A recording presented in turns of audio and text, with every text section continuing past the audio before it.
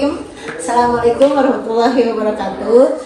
Bapak dan Ibu guru yang saya hormati, maaf menunggu waktunya. Pada hari ini saya mendapatkan tugas untuk berbagi praktik baik 7 jurus sedekah hebat. Langsung saja ya, supaya tidak memakan waktu. Jurus yang pertama itu ada kenal potensi. Nah, di sini tentang kenal potensi ini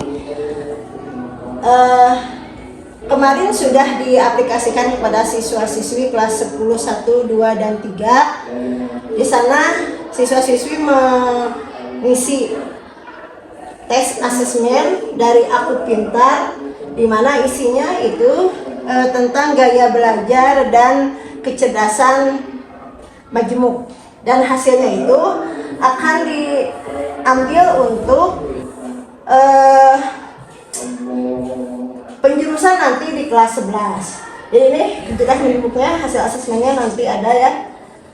Ini yang pertama terkait kecerdasan, ada 8. Nanti bisa dibaca-baca ya Bu.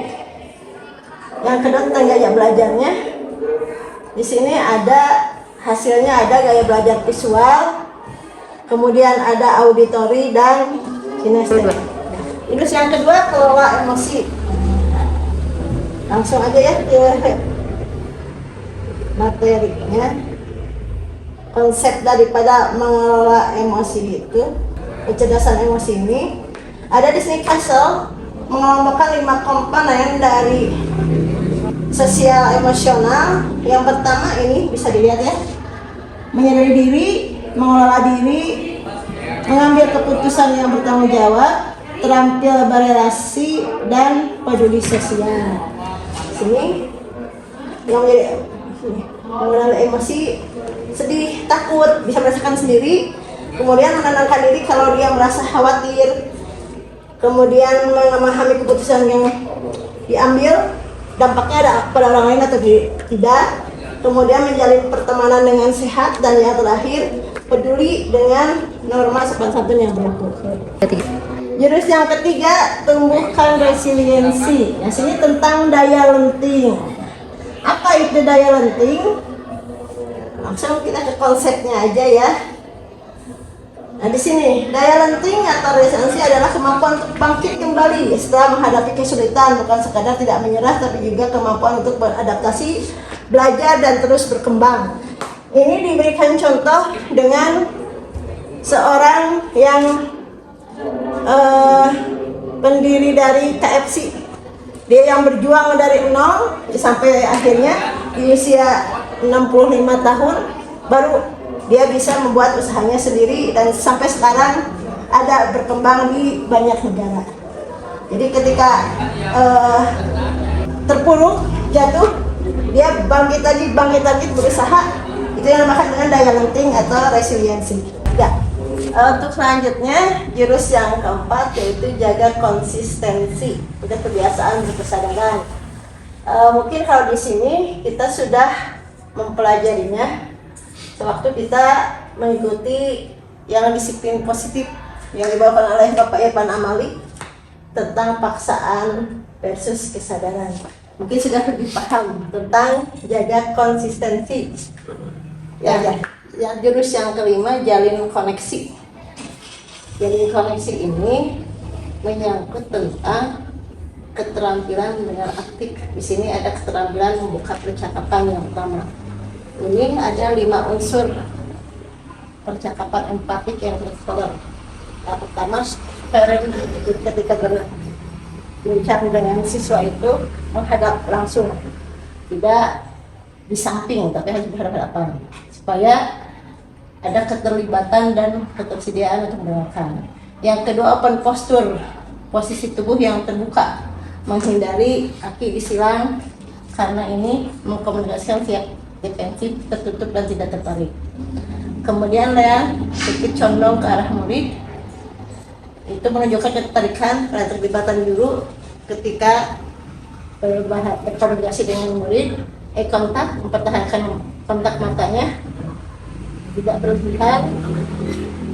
Kemudian relax, jadi ini menghindari sikap gelisah atau tegang. Nah, kemudian ada keterampilan bertanya. Sini proses konversi sangat tergantung pada pertanyaan dari guru kepada muridnya. Kemudian yang terakhir tentang keterampilan meresponnya.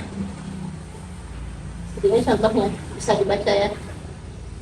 Keterampilan untuk merespon. Selanjutnya modul jurus ke-6 bangun kolaborasi. Di sini membahas tentunya kolaborasi adalah guru BK, guru kelas, orang tua, serta pemangku kepentingan yang ada di sekolah maupun luar sekolah.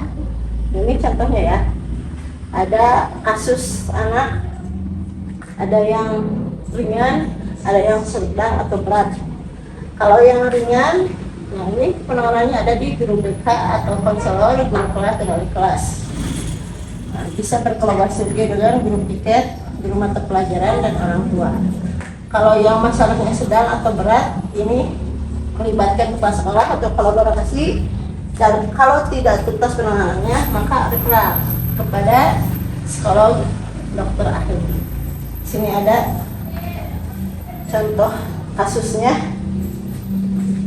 Kasus ringan itu seperti masalah kehadiran, kedisiplinan juga. Ini oleh guru, wali kelas, orang tua, wali kelas, kemudian kalau ini dapatkan bimbingan. Masalah itu di bimbingan, kalau tuntas maka selesai, kalau tidak tuntas maka kolaborasi lagi nanti dengan panggilan orang tua, pembisit, dan konferensi kasus. Tidak tuntas juga maka kepada ahli yang terkait. Jurus yang terakhir adalah menata situasi. Dan di dalam menata situasi itu ada 3. Ada ancaman, ada kerentanan, ada kapasitas. Ancaman itu berasal dari luar, tidak bisa dikendalikan. Contohnya apa? Bencana alam itu ancaman, ya, tidak bisa kita kendalikan karena berasal dari faktor luar. Kemudian ada kerentanan, kalau itu internal, bisa dikendalikan, seperti adanya bullying, itu kerentanan. Nah, kalau kapasitas, nah itu berupa kebijakan, kesadaran, fasilitas, jadi yang ada di sekolah kita. Di sini ada rumusnya. A kali R terletak sama dengan risiko. Ancaman dikali kerentanan per kapasitas, maka itu menjadi risiko. Itu rumus menghitung risiko itu dalam menata situasi. Mungkin itu saja. Maaf banyak kesalahan. Dan untuk di sekolah ini sudah aplikasikan 2 jurus. Yang pertama yang tadi sudah dijelaskan, jurus yang pertama tentang potensi, yang kedua tentang kolaborasi, dan semuanya sudah dilaksanakan terutama di kelas 10. Mungkin begitu saja. Terima kasih atas waktunya. Mohon maaf atas segala kurangnya. Assalamualaikum warahmatullahi wabarakatuh.